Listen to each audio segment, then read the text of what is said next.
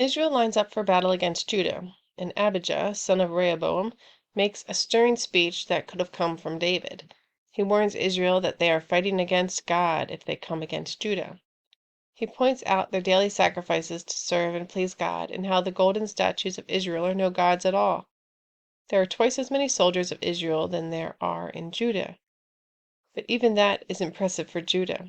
Rehoboam had mustered 180,000 valiant men. His son gathers 400,000. God was blessing Judah. We are told the number of wives and children that Abijah and Rehoboam have. Rehoboam has around one child per woman in his life, and way more daughters than sons. Abijah has more than 2 children per woman, and more sons than daughters. The Lord is controlling the growth and manpower of these kingdoms.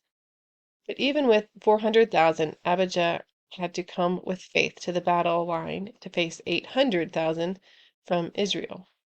Israel relies on their strength in numbers.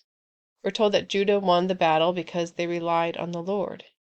It's a horrible battle. Israel loses 500,000 fighting men in some of their cities and villages.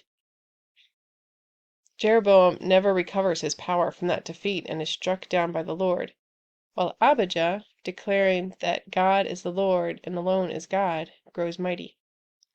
500,000 men die, wives become widows, children become fatherless, and it's because someone said to them, "These are your gods," and they said, "Oh, okay." Does this happen today?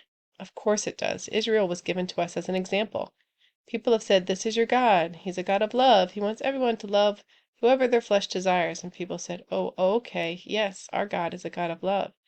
And just like that, they're worshiping and serving a God of their own making. People have said, "This is your God. He's a God of forgiveness. He came to us so we could be forgiven.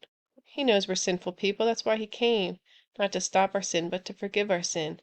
And people said, "Oh, okay, yes, our God is a God of forgiveness."